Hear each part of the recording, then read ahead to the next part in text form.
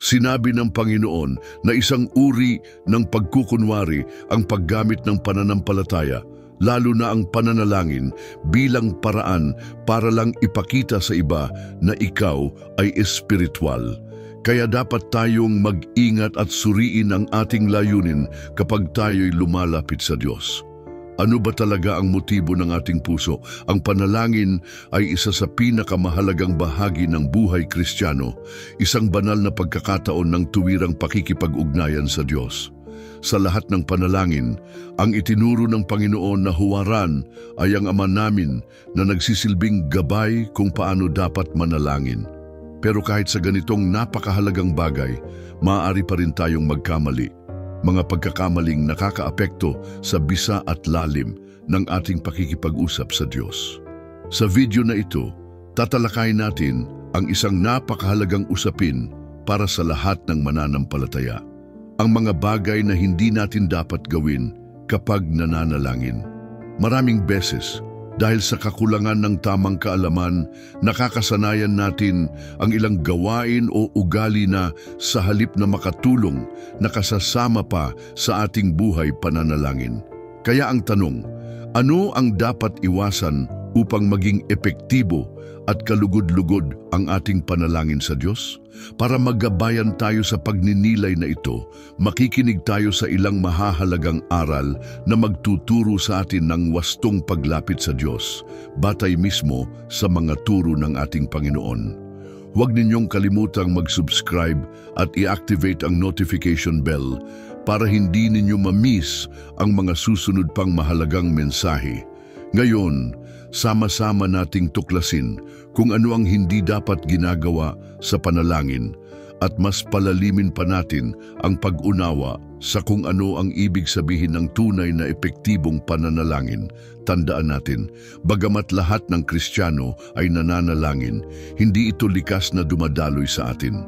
Kailangan nito ng disiplina at determinasyon upang gawin ito ayon sa itinuro ng Diyos. Totoo, sa oras ng matinding pangangailangan, lahat tayo ay nananalangin sa abot ng ating kakayahan at pagkaunawa. At sa Kanyang awa, sinasagot pa rin tayo ng Diyos sapagkat ang Espiritu Santo ang namamagitan at si Kristo ang ating tagapamagitan. Ngunit sa pang-araw-araw na buhay, nararapat tayong manalangin ayon sa gabay at tagubilin ng Diyos. Kaya magsimula tayo. Pagmasdan natin ang dalawang bagay na itinuro ng Panginoon sa Kanyang mga alagad at para na rin sa atin na dapat iwasan sa pananalangin. At una sa lahat, bigyang pansin natin ang talatang 5 kung saan ipinakilala ng Panginoon ang paksang ito. Sabi ng Panginoon, kapag kayo'y mananalangin, pansinin hindi niya sinabi na kung sakaling mananalangin kayo, kundi kapag kayo'y mananalangin. Ibig sabihin, malinaw na inaasahan niya na ang bawat tagasunod niya ay mananalangin. Ang panalangin ay tungkulin ng bawat alagad. Hindi ito parang kung kailan mo gusto o kung trip mo lang. Hindi ganoon. Ang inaasahan ay talagang bahagi ito ng ating buhay. Sa Bagong Tipan, walang ibinigay na tiyak na oras o haba ng panalangin. Hindi nakasulat kung dapat bang 5 minuto, 10, kalahating oras o 1 oras. Ang malinaw na nakasaad lang ay ito, manalangin ng walang patid. Ibig sabihin, dapat itong maging tuloy-tuloy at palagian sa buhay ng bawat mananampalataya. May iba na nakakapagdasal ng 5 minuto, 10 o 15. May ilan naman na umaabot ng 1 oras. Para sa akin, mas mainam kung mas maraming oras ang naibibigay sa Diyos. Sa matahimik na paraan, ibinubuhos ang puso, inilalapit ang sariling pangangailangan, pati na rin ng ibang tao. Pero ang hindi natin dapat gawin ay magtakda ng sukat at sabihin, kung hindi ka nagdarasal ng 1 oras sa 1 araw, hindi ka tunay na taong panalangin. Hindi ito itinuturo ng Biblia. Ang malinaw na sinasabi ay dapat lagi tayong nasa diwa ng pananalangin. Kahit saan, sa sasakyan, sa bahay, sa kusina, sa eskwela, sa trabaho, dapat dala natin ang pusong bukas at nakikipag-ugnayan sa Diyos. Isang puso na laging nasa espiritu ng panalangin, nakatuon at nakikipag-isa sa Kanya. At sa maghapon, pwede kang lumapit sa Diyos sa maliliit na panalangin, gaya ng, Panginoon, muntik na akong mabangga ng taong ito, ipinapanalangin ko po siya, imbis na murahin o sumpain ang kapwa. Maaari mong gugulin ang buong araw na ganito ang diwa. Halimbawa, nagluluto ka sa kusina at biglang maalala mo, Panginoon, may kapatid sa simbahan na walang maihain, samantalang ako ay may kasaganaan. Ipinapanalangin ko sila ngayon at dahil inantig mo ang puso ko, magbabahagi rin ako ng tulong para sa kanila. Laging may dahilan para manalangin. At sa ganitong paraan, ang buong araw mo ay nagiging pagkakaugnay sa Diyos, nakikipag-isa, nakikinig, at isinasama siya sa bawat bahagi ng iyong araw-araw. Ito ang tunay na ibig sabihin ng panalangin walang patid. Ito ang itinuturo ng Biblia. Manalangin ng walang patid. Ngayon, maaaring nais mong magkaroon ng hiwalay na sandali para lumapit sa Diyos. Mag-isa, kasama ang iyong asawa, pamilya, mga kaibigan o sa loob mismo ng simbahan na nakalaan talaga para sa pananalangin. Sa ganitong pagkakataon, may ilang malinaw na benepisyo. Pwede kang mas mag-focus. Pwede mong basahin ang Biblia na magsisilbing gabay sa iyong panalangin. At kapag kasama ang mga kapatid sa pananampalataya, mas malawak ang saklaw ng mga bagay na dapat ipanalangin. Kaya nga sa simbahan ay mayroong prayer meetings, pagtitipon upang sama-samang manalangin at magpalakas sa isa't isa. Ngunit tandaan, ang mga pagtitipon na ito ay tulong lamang, sapagkat tungkulin pa rin ng bawat isa na manalangin palagi sa lahat ng oras at manatiling nakikipag-ugnayan sa Diyos. Kaya nga ang sabi ni Jesus ay kapag kayo'y mananalangin at hindi kung sakaling kayo'y mananalangin. Ngayon tingnan natin ang dalawang bagay na dapat iwasan sa pananalangin. Una, huwag maging tulad ng mga mapagkunwari. Pero bago iyon, kailangan muna nating linawin. Ano ba ang ibig sabihin ng mapagkunwari o hipokrito? Sa wikang Griego, ang salitang ito ay literal na nangangahulugang nagtatago sa likod ng isang bagay. Sa sinaunang teatro, ang tawag na hypocrite ay ginagamit para sa mga aktor. Sila ay nagsusuot ng maskara sa harap ng madla, isang maskarang nakangiti, pero sa likod nito, maaaring sila ay umiiyak o nagagalit. Ibig sabihin, ang nakikita ng tao ay masayang mukha, pero ang totoo, iba ang laman ng kanilang puso. Kalaunan, ang salitang hipokrito ay tumukoy sa mga taong nagkukunwaring sila ay isang bagay, pero sa realidad ay kabaligtaran. Kaya noong panahon ni Jesus, karaniwan na ang tawag na ito. Ginamit niya ang salitang ito para ilarawan ang mga taong ginagamit ang panalangin bilang palabas, upang magmukhang makadiyos, banal at espiritual sa harap ng iba, kahit sa loob-loob nila ay hindi naman totoo. At ito ay isang maling paggamit ng panalangin, ang magdasal upang makita at hangaan ng mga tao. Hindi ipinagbabawal ni Jesus ang pananalangin sa harap ng ibang tao. Ngunit kapag ikaw ay nananalangin sa publiko o nasa presensya ng iba, ang layunin ay upang mapalugod ang Diyos, hindi ang tao. Hindi para magmukha kang malapit sa Diyos sa paningin ng iba, gayong alam mong hindi naman iyon ang totoo. At ito ang tinutukoy na pagiging mapagkunwari. Sa katunayan, pwede natin itong iugnay sa maraming aspeto ng buhay. Halimbawa, may isang tao na aktibo sa simbahan, sumasali sa mga gawain, abala sa mga relihiyosong aktibidad, ngunit ang kanyang puso ay hindi tuwid, hindi dalisay. Parang may suot na maskara, nagpapakita ng isang imahe, pero ang totoo iba ang laman. Dito, partikular na tinutukoy ni Jesus sa talatang 5, ang mga Pariseo. Noong panahon niya, Sila ang pinakakilalang relihiyosong grupo, mahigpit na sumusunod sa bawat detalye ng kautusan ni Moises at tinutupad lahat ng panuntunan. Pero ang lahat ng iyon ay panlabas lamang. Sila ring mga taong iyon ang naghatol kay Jesus hanggang kamatayan. Kaya sinabi niya, "Kapag nananalangin kayo, huwag ninyong tularan ang mga mapagkunwari." Mahilig silang manalangin nang nakatayo sa mga sinagoga at sa mga kanto ng lansangan upang makita ng mga tao. Ganito ang ginagawa ng mga Pariseo noon. Sa sinagoga, karaniwan ay nakaupo ang mga tao kapag nananalangin habang nagtuturo ang guro. Ngunit kapag inimbitahan ang isang Pariseo na manalangin, tatayo ito, sisigaw ng "O Diyos" at gagawa ng eksena. Ang lahat ng tao'y napapatingin at naiisip, grabe, ang galing niya manalangin. Isa siyang dakilang lingkod ng Diyos, pero sa katotohanan, isa siyang mapagkunwari, isa lang itong palabas para hangaan ng tao. Ganon din sa mga pampublikong lugar. Ayon sa kautusan ni Moises, 3 beses sa isang araw dapat manalangin ang isang Hudyo. Kaya kapag oras ng pananalangin, ang Pariseo ay pupunta mismo sa kanto ng plaza, sa lugar na pinakamalantad sa paningin ng lahat. Titingin muna siya sa paligid para siguradong may nanonood, saka siya mag-uumpisang manalangin ng malakas para mapansin ng lahat. At dito malinaw ang sabi ni Jesus. Iyan ay pagkukunwari. Hindi mo pwedeng gamitin ang pananampalataya, lalo na ang panalangin, bilang paraan para i-promote ang sarili at magmukhang espiritual sa harap ng tao. Kaya napakahalaga na tayo ay maging maingat sa mga bagay na ito.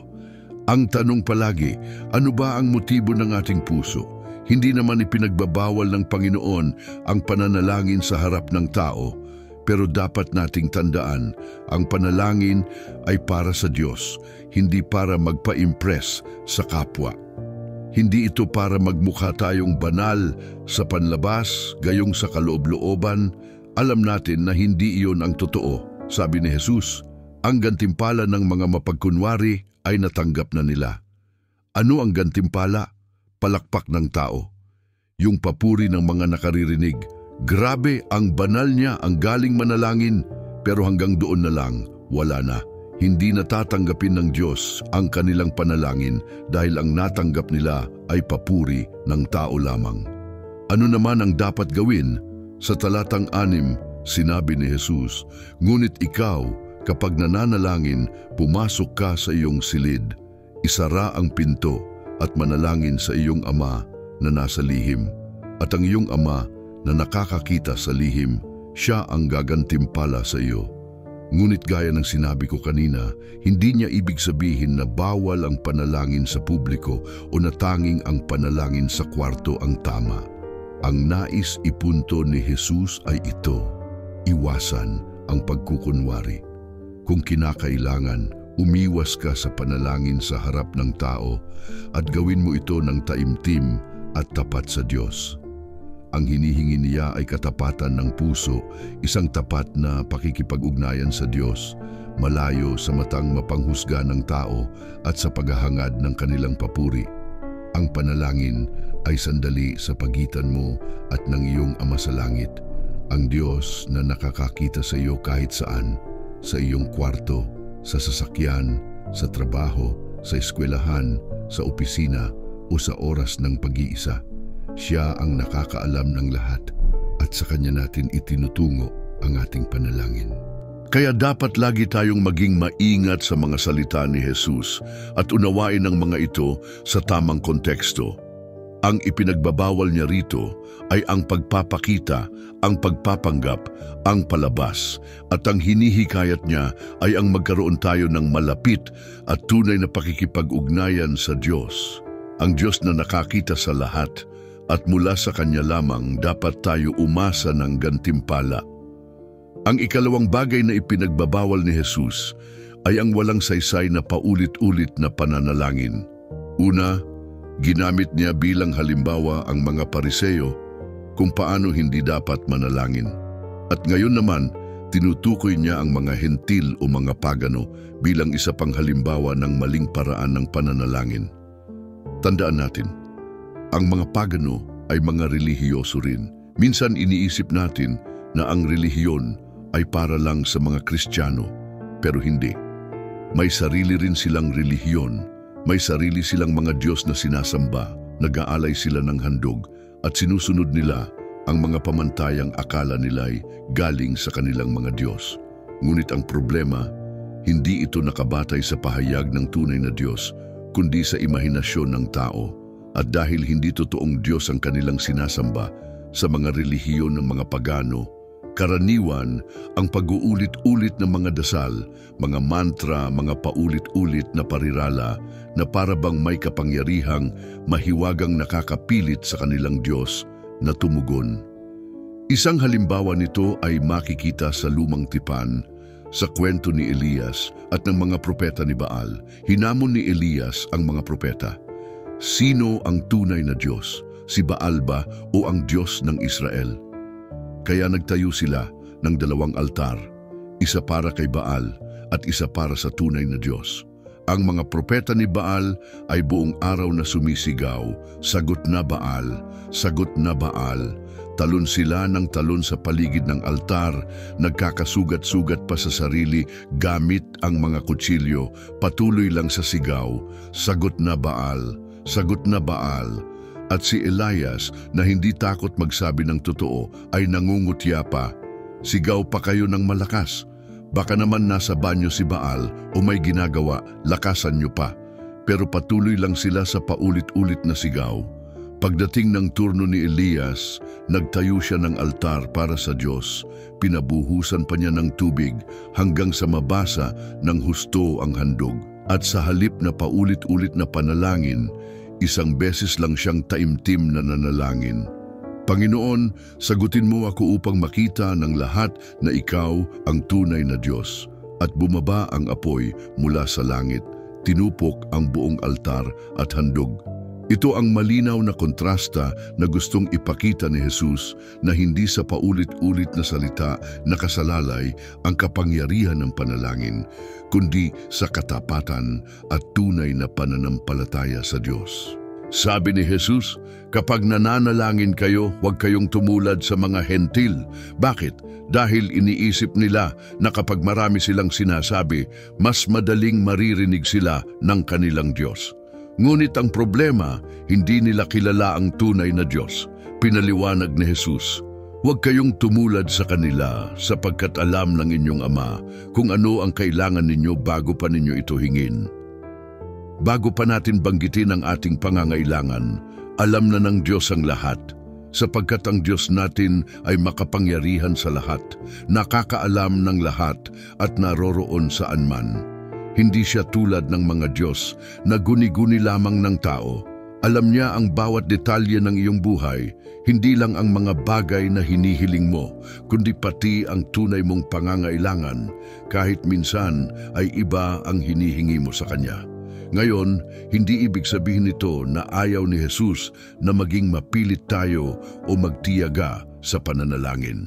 May kaibahan ang pananatili sa presensya ng Diyos at ang taos-pusong pagtitiyaga sa panalangin, kumpara sa paulit-ulit lang na mga parirala na walang laman. Isang halimbawa nito ay makikita sa ilang kaugalian ng simbahang Katoliko, kung saan itinuturo na uulitin ng 10 beses ang Aba Ginoong Maria o 20 beses ang Ama Namin upang makamtan ang isang pabor, mapatawad sa kasalanan o magsilbing penansya. Ang ideya dito ay na para bang kung uulitin mo ng paulit-ulit ang isang dasal, mapipilitan ng Diyos na tumugon. Pero malinaw ang turo ni Jesus, hindi ganoon ang paraan ng Diyos. Isipin mo na lang ito. Kung ang iyong anak ay lumapit sa iyo at nagsabing paulit-ulit, "Nanay sa langit, gusto kong kumain. Nanay sa langit, gusto kong kumain. Nanay sa langit, gusto kong kumain." Ano ang maiisip mo? Mas gugustuhin mo ba na marinig siyang magsabi ng simple at diretsyo, "Nanay, nagugutom ako at kailangan ko ng pagkain." ganito rin sa Diyos. Ang panalangin ay hindi tungkol sa dami ng salita, kundi sa katapatan ng puso at ang pagtitiwala na siya ay nakikinig at nakakaalam ng lahat ng iyong pangangailangan.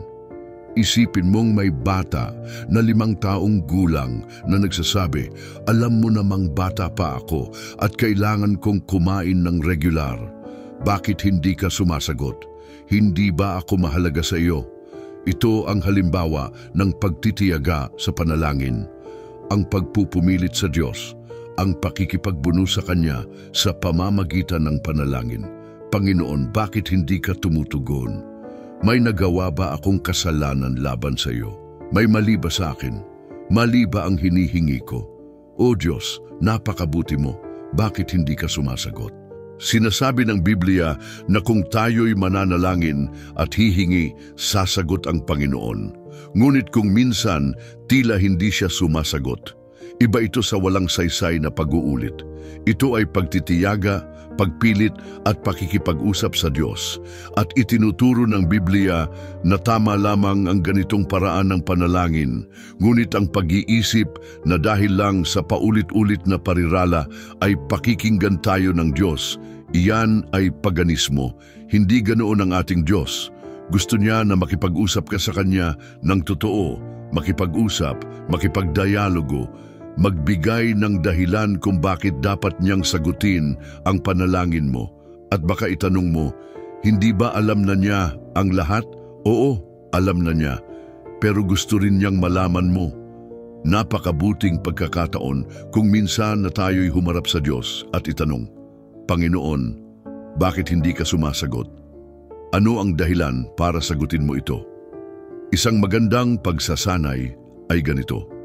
Kapag may hinihingi ka sa Diyos, isulat mo sa papel ang 10 dahilan kung bakit dapat sagutin yon ng Diyos. Pagkatapos, ipanalangin mo ito at kausapin siya tungkol doon. Mapapansin mo na baka hindi mo naman talaga kailangan ang hinihiling mo ng ganoon kalaki. Minsan, dinadala natin sa Diyos ang mga bagay na akala natin ay pangangailangan, pero sa totoo lang ay kaya nating mabuhay kahit wala iyon. Kaya itinuro ni Jesus ang 2 bagay na dapat iwasan sa pananalangin. Una, ang pagpapaimbabaw, ang paggamit ng panalangin para magpakitang tao. Ikalawa, ang walang kabuluhang pag-uulit sa halip na taos-pusong pakikipag-usap at pagtitiyaga. Pagkatapos nito, tinuruan ni Jesus ang kanyang mga alagad kung ano ang dapat ipanalangin. At dito niya ibinigay ang halimbawa ng panalangin ng Panginoon, Ama namin. Ngunit bago tayo pumasok sa mismong panalangin, kailangan muna nating unawain kung ano ang ibig sabihin ni Jesus sa pagbibigay ng modelong ito. Nais ba niyang gawin nating pang-araw-araw na dasal ito tulad ng automatikong binibigkas pagkagising at bago matulog? Ganun ba ang ibig sabihin niya na uulit-ulitin lamang natin ang mga salitang iyon? Maraming tao ang nag-isip ng ganoon at sa kasaysayan ng Kristyanismo may mga kilusan na ang tanging alam nilang ipanalangin ay ang Ama namin. At kapag sinabi mo, imbes na dasalin lang ang Ama namin, kausapin mo ang Diyos ng malaya, parang nakikipag-usap ka sa isang tao, nahihirapan silang gawin iyon dahil naging parang saklay na lamang ang dasal na iyon. Pero hindi iyon ang layunin ni Jesus. Itinuro niya ang Ama namin hindi bilang isang pariralang dapat paulit-ulitin, kundi bilang gabay, isang modelo ng tamang prioridad sa panalangin. Ito ay tumuturo kung ano ang pinakamahalaga sa kaharian ng Diyos at kung ano ang mga pangunahing pangangailangan natin sa buhay na dapat nating ipanalangin. Sa totoo lang, napakagandang gabay nito sa aking personal na buhay. May mga panahon na ako'y lutang, hindi alam kung ano ang dapat ipanalangin. Doon ko ginagamit ang Ama namin bilang balangkas. Dahan-dahan kong binabalikan ang bawat punto at idinadalangin ang mga bagay na konektado roon. Kaya't malinaw, Ang Ama namin ay hindi para maging walang saysay na pag-uulit, kundi isang gabay kung paano tayo dapat manalangin. Dahil ang panalangin ay isang sentral na espiritual na gawain para sa mga Kristiyano, isang tuwirang ugnayan sa Diyos. Sa pamamagitan nito, nakakapagpuri tayo, nakakapagpasalamat, nakakapagtapat ng ating mga kasalanan at nakakahingi ng gabay mula sa Kanya. Gayunpaman, kahit isang bagay na kasing halaga ng panalangin ay maaaring gawin sa maling paraan kung hindi tayo mag-iingat. May ilang karaniwang pagkakamali na pwedeng humadlang sa bisa ng ating panalangin at pumigil sa atin na maranasan ang tunay na pakikipag-ugnayan sa Diyos. Isa sa mga pinakakaraniwang pagkakamali ay ang kawalan ng sinseridad. Nais ng Diyos ang isang totoong relasyon sa atin na nangangailangan ng katapatan sa ating pananalangin. Walang puwang sa harap ng Diyos ang pagpapanggap o ang pagsubok na magmukhang mas banal kaysa sa tunay na tayo. Sa Mateo Kabanata 6, binalaan ni Jesus ang mga tao laban sa pananalangin para lang makita ng iba. Binibigyang diin niya na hanapin natin ang Diyos ng palihim mula sa isang pusong tapat. Isa pang pagkakamali ay ang paulit-ulit na walang kabuluhang pananalita. Binanggit din ito ni Jesus sa Sermon sa Bundok, partikular sa Mateo 6:7. Kung saan sinabi niya na huwag tayong gumamit ng walang saysay na paulit-ulit na mga salita gaya ng mga hentil na iniisip na pakikinggan sila dahil lamang sa dami ng kanilang sinasabi. Ang panalangin ay dapat maging makabuluhang usapan sa Diyos, hindi basta mekanikal na pagbigkas ng mga parirala na walang pagninilay. Isa pang malaking hadlang sa panalangin ay ang kawalan ng pananampalataya. Paalala ni Santiago na kapag tayo'y humihingi sa Diyos, dapat tayong humingi ng may pananampalataya at huwag mag-alinlangan. Ang panalangin na walang pananampalataya ay walang bisa at nagpapakita ng kawalan ng tiwala sa kapangyarihan at kabutihan ng Diyos. Kailangan nating lumapit sa Diyos nang may katiyakan na siya'y nakikinig at tumutugon ayon sa kanyang kalooban. Mahalagang bahagi rin ang pagsunod ng ating kalooban sa kalooban ng Diyos. Madalas, nananalangin tayo para sa ating sariling nais at pangangailangan nang hindi iniisip kung ito ba ay nakaayon sa banal niyang kalooban. Sa unang Juan, itinuturo na kung tayo'y humihingi ng anuman ayon sa kanyang kalooban, dinirinig niya tayo. Kaya't napakahalagang humingi ng gabay ng Espiritu Santo upang ang ating panalangin ay nakaayon sa mga layunin ng Diyos. Isa pang tahimik ngunit makapangyarihang kaaway ng pananalangin ay ang distraction. Nabubuhay tayo sa panahon ng tuloy-tuloy na pagkakaabala at madali nitong maagaw ang ating atensyon sa oras ng pananalangin. Ang paghahanap ng tahimik na lugar at pagtatalaga ng oras para manalangin ay makakatulong upang ituon ang ating isip at puso sa Diyos. Ngayon, tingnan natin ang dalawang halimbawa mula sa Biblia na nagpapakita ng kapangyarihan ng taus-pusong panalangin na may pananampalataya at pagtitiwala sa Diyos.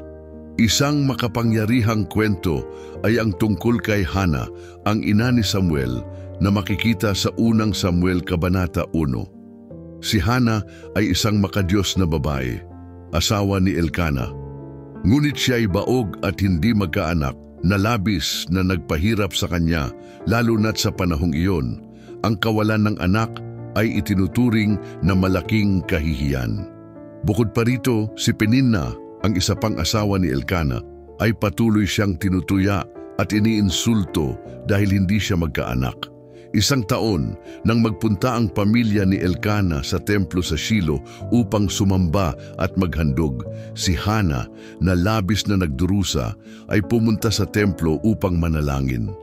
Luhaan niyang idinulog sa Panginoon ang kanyang kahilingan, taimtim na nanalangin para sa isang anak. Nagsabi siya ng isang panata, "Panginoon ng mga hukbo, Kung pakikinggan mo ang pagdurusa ng iyong lingkod at hindi mo ako kalilimutan, kundi pagkakalooban mo ako ng isang anak na lalaki, itatalaga ko siya sa iyo sa buong buhay niya at walang gunting na dadaan sa kanyang ulo. Habang siya'y nananalangin ng tahimik at gumagalaw lamang ang kanyang mga labi, nakita siya ng paring si Eli at inakala nitong siya'y lasing. Ngunit ipinaliwanag ni Hana na siya'y dumadaing mula sa kaibuturan ng kanyang kaluluwa at inilalabas ang kanyang hinanakit sa Diyos. Dahil dito, pinagpala siya ni Eli at sinabi, "Humayo ka na ng payapa at ipagkaloob nawa ng Diyos ng Israel ang kahilingan mo." Pagkatapos nito, umuwi si Hana at inalala siya ng Panginoon. Siya'y nagdalang tao at sa tamang panahon, nanganak ng isang anak na lalaki na pinangalanan niyang Samuel, na ang ibig sabihin ay narinig ng Diyos dahil aniya, "Hiniling ko siya sa Panginoon." Nang si Samuel ay maawat na, tinupad ni Hana ang kanyang panata. Dinala niya ang bata sa templo sa Shiloh at iniabot kay Eli na sinabing, "Para sa batang ito ako nanalangin at ipinagkaloob sa akin ng Panginoon ang aking kahilingan, kaya't inihahandog ko siya sa Panginoon. Habang siya'y nabubuhay, siya'y inihandog sa kanya." Lumaki si Samuel na naglilingkod sa Panginoon sa templo at naging isa sa pinakadakilang propeta ng Israel. Ang kwento ni Hana ay isang makapangyarihang patunay na ang taus-pusong panalangin na may pananampalataya at kababaang loob ay kayang umantig sa puso ng Diyos. Nananalangin si Hana ng may matinding pananampalataya at debosyon, kaya't sinagot ng Diyos ang kanyang daing. Hindi lang siya binigyan ng anak, kundi ginawa ring isang mahalagang pinunong espiritual si Samuel para sa buong Israel. Ang kwento ni Hana ay nagpapaalala sa atin na ang Diyos ay nakikinig sa panalangin ng kanyang bayan at tumutugon sa mga paraang higit pa sa ating inaasahan. Ang ikalawang halimbawa ay isa ring makapangyarihang kwento na nagpapakita ng kapangyarihan ng panalangin. Ang karanasan ni Hezekias, hari ng Huda, nang harapin niya ang napakalaking panganib mula sa hukbo ng Assyria na pinamumunuan ni Haring Sennacherib. Matatagpuan ang kwentong ito sa ikalawang hari kabanata 9. Si Hezekias ay isang matuwid at may takot sa Diyos na hari ng Huda. Sa kanyang pamumuno, nilusob at nasakop ng makapangyarihang hukbo ng Assyria ang iba't ibang bansa at lungsod sa paligid ng Huda, at ngayon ay pinagbabantaan na rin ang Jerusalem. Nagpadala si Sennacherib ng mensahero upang takutin si Hezekias at ang mga tao. Sinasabi na walang Diyos ng alinmang bansa ang nakapagsalba sa kanila laban sa Assyria, kaya't ganoon din ang mangyayari sa Jerusalem. Sa harap ng napakalaking banta, labis na nabahala si Hezekias, ngunit gumawa siya ng isang mahalagang hakbang. Humarap siya sa Diyos. Pumunta siya sa templo at nagpurit dumalangin, at nagpadala rin siya ng mga sugo kay Propeta Isaias upang humingi ng panalangin. Nang matanggap ni Hezekias ang isang sulat mula kay Sennacherib na puno ng paglapastangan sa Diyos at pagbabanta sa Jerusalem, siya'y umakyat sa templo, inilatag ang sulat sa harap ng Panginoon at buong taimtim na nanalangin. "O Panginoon, Diyos ng Israel, na nakaluklok sa pagitan ng mga kerubin, Ikaw lamang ang Diyos ng lahat ng kaharian sa lupa. Ikaw ang lumikha ng langit at lupa. Pakinggan mo, Panginoon, at masdan mo ang mga salita ni Sennacherib na lumalait sa Diyos na buhay. Ngayon, O Panginoon naming Diyos, iligtas mo kami mula sa kanyang kamay, upang makilala ng lahat ng kaharian sa lupa na Ikaw lamang, O Panginoon, ang Diyos." Sumagot ang Diyos sa panalangin ni Hezekias sa pamamagitan ni Propeta Isaias na naghatid ng mensahe ng katiyakan. Narinig ng Diyos ang panalangin at hindi makakapasok si Sennacherib sa Jerusalem. Ipinangako ng Diyos na poprotektahan niya ang lungsod at talunin ang mga Asiryo. Kinagabihan, lumabas ang anghel ng Panginoon at nilipol ang 185,000 sundalo ng Assyria habang sila'y natutulog. Kinaumagahan, ang mga natira ay tumakas at si Sennacherib ay bumalik sa Nineveh kung saan siya mismo ay pinatay ng kanyang mga anak. Naligtas ang Jerusalem ayon sa pangako ng Diyos kay Hezekias. Ang kwento ni Hezekias ay nagpapakita ng kapangyarihan ng panalangin sa oras ng matinding panganib. Nang tila wala ng pag-asa, tumawag siya sa Diyos at sinagot siya ng Diyos sa paraang makapangyarihan. Iniligtas ang Jerusalem mula sa isang banta na imposibleng mapagtagumpayan ng tao. Isa itong matibay na patotoo na ang Diyos ay nakikinig sa panalangin ng kanyang mga lingkod at may kakayahang kumilos ng makapangyarihan sa kanilang mga buhay. Manalangin tayo, Amang Diyos. Kami ay nagpapasalamat sa pagkakataon na makausap ka ng direkta sa pamamagitan ng panalangin. Tulungan mo kaming manalangin ng may katapatan at kalinisan ng puso, hindi upang makita ng tao, kundi upang ikalugod mo at upang manatili sa iyong presensya. Ilayo mo kami sa pagkukunwari at sa walang kabuluhang pag-uulit ng mga salita na maaaring magbaluktot sa tunay na diwa ng panalangin. Ipagkaloob mo sa amin ang pusong mapagpakumbaba at pananampalatayang hindi natitinag upang lubos kaming magtiwala sa iyo at sa iyong kalooban. Turuan mo kaming manalangin ayon sa iyong layunin at palaging hanapin ang iyong gabay sa lahat ng aming ginagawa. Naway manatili kaming laging nakikipag-ugnayan sa iyo sa bawat sandali ng aming buhay. Alam na ikaw ay laging nasa amin, nakikinig sa aming panalangin at gumagabay sa aming mga hakbang. Sa pangalan ni Jesus, ito ang aming dalangin. Amen. Kung ikaw ay interesado pa sa paksa ng panalangin at ang kahalagahan nito sa buhay Kristiyano, panoorin mo rin ang video na lalabas sa screen. Doon ay tatalakayin natin ang kapangyarihan ng pag-aayuno bilang isang espiritual na gawain na nakakaantig sa puso ng Diyos. Tulad ng panalangin, ang pag-aayuno ay hindi dapat gawin upang magpasikat sa iba, kundi bilang isang tapat na pagpapakita ng debosyon at pagpapakumbaba sa harap ng Diyos. Alalahanin natin ang mga salita ni Jesus tungkol sa pag-iwas sa pagkukunwari at tuklasin natin kung paano ang pag-aayuno ay makapaglalapit pa sa atin sa ating Amang nasa langit.